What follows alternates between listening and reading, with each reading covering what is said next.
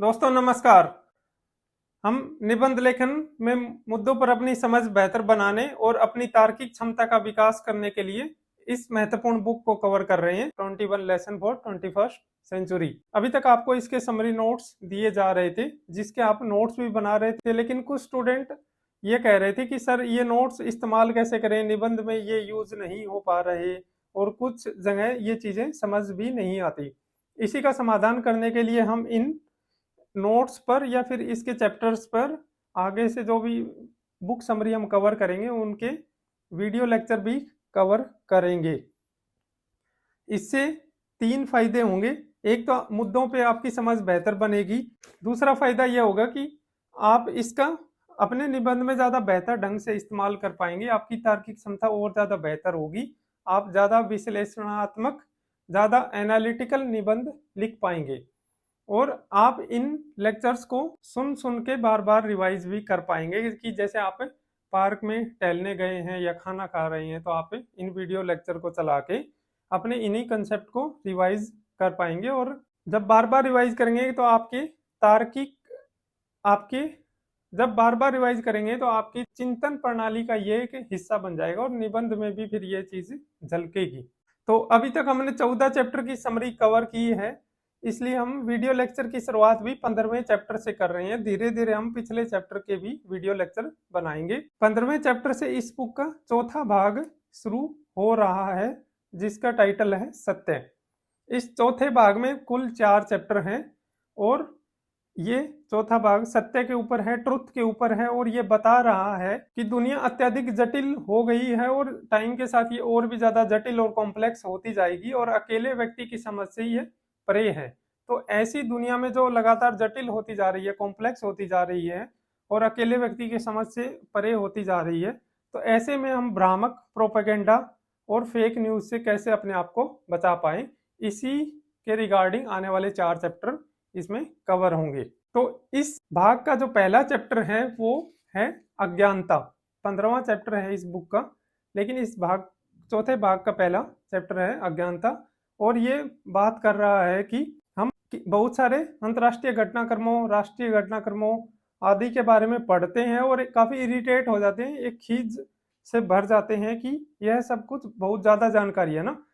आप UPSC aspirant भी ये चीज काफी महसूस करते होंगे, इतनी सारी जानकारी है, इसको समेटे कैसे, या आपकी पकड़ से बाहर है, इसको प्रोसेस कैसे करें। तो एक आम आदमी के लिए तो ये और भी ज्यादा मुश्किल हो जाएगा, है ना। और ये जो इरिटेशन है ये बिल्कुल सही है। ये कोई भी व्यक्ति इतनी सारी जानकारी को पकड़ नहीं सकता, उसको समझ नहीं सकता, उसको प्रोसेस नहीं कर सकता।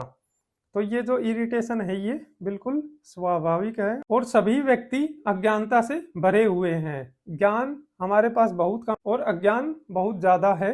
तो यह चैप्टर हमारी इसी अज्ञानता की परतें खोलता है और हमारी अज्ञानता की परतों को खोलने के क्रम में ये उदारवाद के कुछ बुनियादी पहलुओं पे भी प्रहार करता है कि जैसे उदारवाद तर्क, बुद्धि, व्यक्तिकता को मानता है, तो यह चैप्टर उनके ऊपर भी प्रहार करेगा और साथ के साथ ही यह है हमारे ज्ञान के भ्रम को, हमारा दृष्टिकोण कैसे बनता है, इन सारी चीजों पे भी बात करेगा। तो ये चैप्टर बताता है कि उदारवाद है वो मानव को एक विवेकशील प्राणी मानता है, उसकी तर्क बुद्धि पर अत्यधिक भरोसा करता है और कहता है कि मानव एक स्वायत्त प्राणी है, ऑटोनोमस एनिमल है और वो एक स्वाधीन इकाई है ना। ऑटोनोमस है, वो किसी के अधीन नहीं है और वो एक विवेकशील प्राणी है, वो अपनी बुद्धि से अपने बारे में सही और गलत सोच सकता है।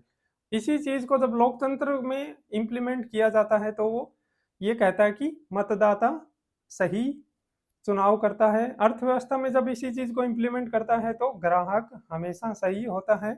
और जब शिक्षा व्यवस्था की बात आती है तो उदारवाद कहता है कि व्यक्ति में स्वयं से सोचने की, स्वयं खुद के फैसले खुद लेने की क्षमता विकसित होनी चाहिए शिक्षा के द्वारा। तो ये उदारवाद का बेसिक प्रीमाइस है, बेसिक इसका फाउंडेशन है।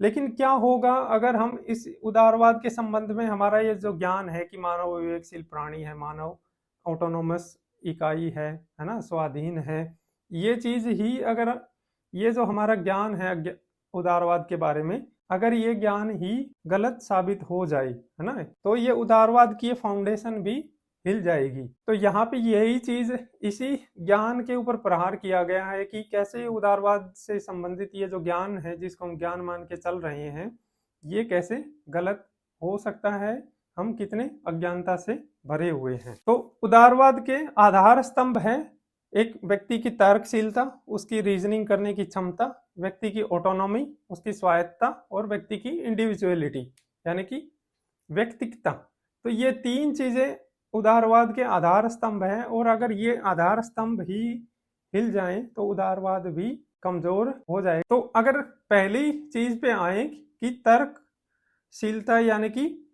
तर्क बुद्धि का अगर हम खंडन करें, तो उसके संबंध में जैसे उत्तर उपनिवेशवादियों ने या फिर नारीवादियों ने काफी तर्क दिए हैं। उन्होंने कहा है कि तर्क बुद्धि पे जो ये उदारवाद का जो विश्वास है या उसकी जो आस्था है व्यक्ति की तर्क बुद्धि पे, उसकी रीजनिंग पे, ये एक उग्र राष्ट्रवादी पश्चिमी फैंटेसी हो सकती है, यानी कि एक वेस्टर्न फैंटेसी हो सकती है जो गोरे लोगों की स्वायत्ता का महिमा मंडन करने के लिए लाई गई है ना। तो ये उत्तर उपनिवेशवादी और नारीवादी इसका इस तरह से खंडन करते हैं, जो उदारवाद मानव की तर्क बुद्धि पे विश्वास रखता है। उसका तर्क बुद्धि का खंडन करने का एक और जो सॉलिड जो आर्ग्यूमेंट दिया जाता है वो ये है कि मानव डिसीजन मेकिंग के टाइम पे अपनी तर्क या फिर बुद्धि का, अपनी रीजनिंग का, अपनी रैशनल थॉट का यूज नहीं करता, वो एक भावनात्मक प्रतिक्रिया देता है डिसीजन मेकिंग टाइम करते टाइम, या फिर उसके जो भी डिसीजन होते हैं वो कुछ अनुमानों के शॉर्टकट्स पे आधारित होते हैं। और ये चीज बिहेवियरल इकोनॉमिस्ट यानी कि व्यवहारवादी अर्थशास्त्रियों ने और विकास परक मनोवैज्ञानिकों ने साबित की है। कुछ साल पहले इकोनॉमी का जो नोबेल प्राइज मिला था वो इसी बिहेवियरल इकोनॉमी में मिला था। तो ये चीज फैक्ट, मतलब ये चीज काफी रिसर्च से प्रमाणित हुई है कि व्यक्ति डिसीजन लेते टाइम अपनी तर्क बुद्धि का इस्तेमाल ना करके वो भावनात्मक प्रतिक्रिया देता है। अगर उदाहरण के लिए हम समझे तो हम चीजें खरीदते समय या फिर वोट देते टाइम चुनावों में हम भावनाओं पे काफी बल देते हैं, और इसी वजह से चुनावों में नेता लोग हैं वो भावनाओं का काफी इस्तेमाल करते हैं ताकि मतदाताओं को लुभाया जा सके, है ना। तो ये जो हमारी भावनात्मक प्रतिक्रिया है या अनुमानों के जो शॉर्टकट्स हैं, ये सेपियंस में तब बनी थी जब वो घास के मैदानों में रहते थे। तो उस टाइम के जो हमारे डिसीजन मेकिंग का जो ये प्रक्रिया थी वो आज के सिलिकॉन युग में उपयुक्त नहीं है, सुटेबल नहीं है। तो ये तर्क बुद्धि का यहाँ पे खंडन किया था, एक उत्तर उपनिवेशवादियों ने किया और एक ये बिहेवियरल इकोनॉमिस्ट ने किया है। अब अगर दूसरे एस्पेक्ट पे आए जो कि है व्यक्तिगता या फिर इंडिविजुअलिटी, है ना। वास्तव में हमारी इंडिविजुअलिटी भी एक मिथ है। हमारी सोचने की प्रक्रिया अकेले ना होकर सामूहिक प्रक्रिया है, कोलेक्टिव थिंकिंग है। हम एक दूसरे से सहयोग करते हैं, हम सामूहिक रूप से सोचते हैं, साथ मिलकर कार्य करते हैं, सहयोग करते हैं, और मानव द्वारा परस्पर सहयोग की इसी क्षमता ने उसे पृथ्वी ग्रह का स्वामी बना दिया। पृथ्वी ग्रह का पर मानव इसलिए रूल करता है क्योंकि वो आपस में सहयोग करके अपनी ताकत को बढ़ा लेता है। इसका छोटा सा एग्जांपल लें तो जैसे आप न्यूज़पेपर पढ़ते हो, तो उस न्यूज़पेपर में जो जो न्यूज़ लिखी गई है वो अलग अलग रिपोर्टर ने कलेक्ट की, फिर वो कहीं पे प्रिंटिंग प्रेस में छपी। उस प्रिंटिंग प्रेस की स्याही कहीं से आई, वो मशीन कहीं से आई, मशीन चला कौन रहा है ना, उस पे एडिटर कौन है, वो कागज कहाँ से आया, कहाँ बना। तो और फिर उसके बाद वो न्यूज़पेपर छपता है, फिर वो आप तक पहुँचता है, फिर न्यूज़पेपर का भी कोई एनालिसिस करता है, उसके भी नोट्स बनाता है और वो आप तक पहुँचता है। तो इस तरह से एक न्यूज़पेपर को पढ़ने और उसको अपनी तैयारी में, उसको अपने आंसर राइटिंग में इस्तेमाल करने के पीछे भी इतने सारे लोग आपको सहयोग दे रहे हैं ना। तो मानव की जो ये सहयोग करने की जो क्षमता है, इसी ने ही उसको इस ग्रह का सबसे शक्तिशाली प्राणी बनाया है। तो व्यक्ति की जो सोचने की प्रक्रिया है वो इंडिविजुअल ना होके सामूहिक है, कलेक्टिव थिंकिंग है ना। तो यहां से ये चीज प्रूव हो जाती है कि इंडिविजुअलिटी है वो एक मिथ है, वो वास्तविक नहीं है। अब अगले चीज पे आते हैं जिसको हम ज्ञान का भ्रम कहते हैं या फिर नॉलेज इल्यूजन कहते हैं। ये टर्म दी गई थी स्टीवन सोलोमन और फिलिप फर्नबाख के द्वारा। ये टर्म जो है ज्ञान का भ्रम या नॉलेज इल्यूजन कहता है कि हम व्यक्तिगत रूप से बहुत कम जानते हैं और हम दूसरों के ज्ञान का उपयोग करते हैं और दूसरों के ज्ञान को अपना ज्ञान मानकर हम उसे अपने जीवन में इस्तेमाल करते हैं। और जब हम दूसरों के ज्ञान को अपना ज्ञान मानने लग जाते हैं तो वो ही नॉलेज इल्यूजन है। वो ज्ञान वास्तव में हमारा नहीं है, हमें है भी नहीं उसका ज्ञान, लेकिन हम उसे अपना ज्ञान मानने लग जाते हैं, तो वो चीज ज्ञान का भ्रम बन जाती है। ये ज्ञान का भ्रम अपने आप में हमेशा नकारात्मक नहीं है, इसके कुछ पॉजिटिव एस्पेक्ट भी है।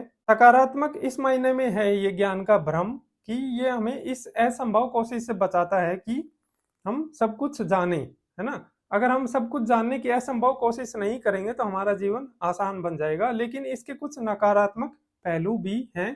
नकारात्मक पहलू यह है कि दुनिया के बारे में जब हम महत्वपूर्ण निर्णय लेते हैं तो हमारी अज्ञानता का हमें एहसास नहीं होता। जैसे क्लाइमेट चेंज, है ना, या परमाणु तकनीक, वर्ल्ड ट्रेड, है ना, या फिर टेक्नोलॉजिकल डिसरप्शन जो आ रही है, प्रौद्योगिकी जो अराजकता आ रही है, उसके बारे में हम ज्ञान के भ्रम में आगे कि हम सोचें कि हम सब कुछ जानते हैं, हमें बहुत ज्ञान है, उस चीज का भ्रम लेकर जब हम कोई नीति निर्माण करेंगे तो वो नीति काफी गलत भी हो सकती है ना।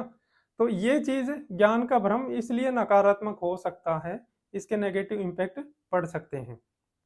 तो ये जो हमारी अज्ञानता है, यह जो ज्ञान का भ्रम है, उस ज्ञान के भ्रम को हम स्वीकार नहीं करते या फिर हम हमारी अज्ञानता को अस्वीकार नहीं करते, इसका भी कारण है क्योंकि एक तो हम ऐसे लोगों से घिरे रहते हैं जो हमारे जैसा ही सोचते हैं, जिनका थिंकिंग पैटर्न या फिर जिनका थॉट पैटर्न हमारे जैसा ही है, तो वो हमारे विश्वासों को और ज्यादा मजबूत बनाते रहते हैं, वो हमें हमारी अज्ञानता से परिचित नहीं करवाते।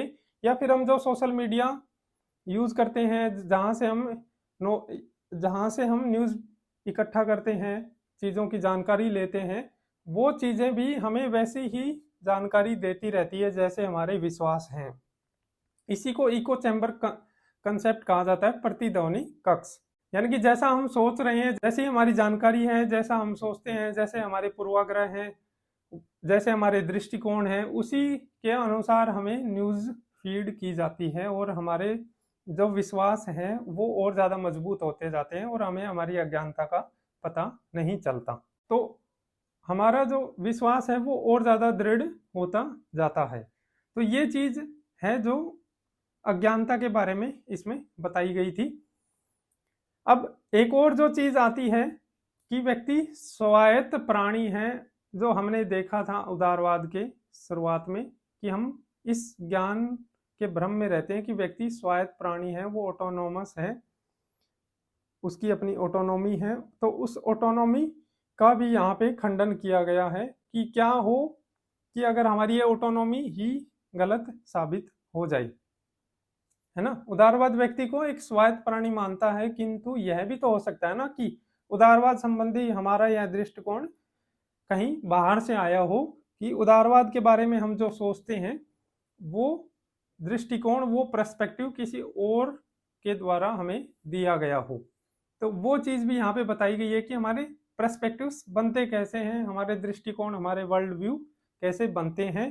तो हमारे दृष्टिकोण व्यक्तिक तर्क बुद्धि यानी कि हमारी तर्क बुद्धि से नहीं बनते, इंडिविजुअल की रीजनिंग या फिर रैशनल थिंकिंग से नहीं बनते, बल्कि वो एक कलेक्टिव थिंकिंग का ही पार्ट होते हैं, वो एक सामूहिक सोच का हिस्सा होते हैं। तो हम कलेक्टिव तरीके से सोचते हैं, उससे हमारे पर्सपेक्टिव बनते हैं। चूंकि हमारे दृष्टिकोण सामूहिक होते हैं, इसलिए हमारी इन दृष्टिकोण के प्रति निष्ठा भी डेवलप हो जाती है। और ये जो सामूहिक निष्ठा होती है ये काफी मजबूत होती है। कई बार जब हमें इन दृष्टिकोणों के विरुद्ध कोई भी तर्क दिया जाए, उदाहरण दिया जाए, प्रमाण दिया जाए, तभी कई लोग अपने दृष्टिकोणों को बदलते नहीं हैं, क्योंकि अपने दृष्टिकोणों को बदलने का मतलब है अपनी उस सामूहिक निष्ठा से दूर होना, और जो कि काफी मुश्किल है। इस वजह से लोग अपने दृष्टिकोण के विरुद्ध उदाहरण और प्रमाण प्राप्त करने के बावजूद भी उससे चिपके रहते हैं, क्योंकि उनकी उस समूह के प्रति निष्ठा होती है, उस ग्रुप, उस समुदाय के प्रति अपनी निष्ठा होती है। तो ये चीजें इसमें अज्ञानता के बारे में मेनली बात की गई थी। उदारवाद के बारे में हमारा जो ज्ञान है वो कैसे अज्ञानता से परिपूर्ण है। तो ये सारी चीजें हमें डिस्कस करनी थी। इस चैप्टर में हमने जो बातें की है, आप कहाँ यूज कर सकते हैं इसको, अगर दृष्टिकोण या वर्ल्ड व्यू या पर्सपेक्टिव से रिलेटेड टॉपिक आए, निबंध आपको लिखना हो कि हमारे वर्ल्ड व्यू बनते कैसे, हमारे दृष्टिकोण कैसे बनते हैं, तो वहां पे आप ये इन तर्कों का इस्तेमाल कर सकते हैं। इसके अलावा हमारी अज्ञानता के ऊपर अगर निबंध आए, अज्ञानता पे यूपीएससी ने काफी टॉपिक पूछे हैं, ज्ञान और अज्ञानता के ऊपर ये, और आगे भी पूछेगा, तो ये चीजें वहां पे ही इस्तेमाल कर सकते हैं। इको चैम्बर वाला ये जो कंसेप्ट है, ये सोशल मीडिया वगैरह में भी आप इस्तेमाल कर सकते हैं।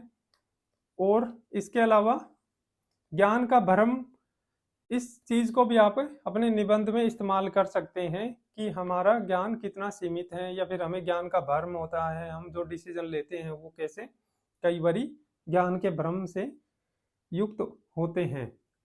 इसके अलावा व्यक्तिगता, इंडिविजुअलिटी, समाज और व्यक्ति के संबंधों पे अगर क्वेश्चन आए तो, या फिर व्यक्ति की ताकत कैसे बढ़ती है, सहयोग करने से बढ़ती है, समूह से बढ़ती है ना, व्यक्ति दूसरों पे कितना निर्भर है, उसकी सोचने की प्रक्रिया कैसे निर्धारित होती है, ये सारी चीजें अगर आए तो आप ये तर्क इस्तेमाल कर सकते हैं।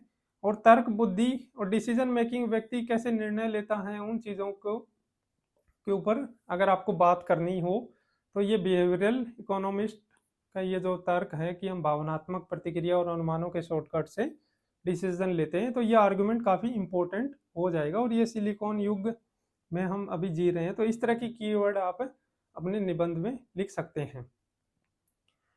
और उदारवाद के बारे में ये तर्कशीलता, स्वायत्ता, व्यक्तिगता, ये सारी अच्छी बातें हैं जिसको आप पॉजिटिव तरीके से भी, और जब इनका खंडन करो तो उस तरीके से भी आप इनको निबंध में इस्तेमाल कर सकते हो। और अज्ञानता के ऊपर ये चैप्टर था, और अज्ञानता पे, ज्ञान पे, सत्य पे काफी यूपीएससी ने निबंध पूछे। जैसे विजडम फाइंड ट्रूथ ये पूछा है, real is rational, rational is real, बौद्धिक ही सत्य है, सत्य ही बौद्धिक है, ये भी यूपीएससी ने पूछा है। तो सत्य काफी इंपॉर्टेंट कीवर्ड है, यूपीएससी के निबंध में बार बार आया है और आगे भी आता रहेगा। तो ये सारी चीजें थी जो हमें डिस्कस करनी थी। और अभी ये चैप्टर पूरा नहीं हुआ है, इसका एक वीडियो और आएगा, सेकंड भाग में हम कल इसको डिस्कस करेंगे।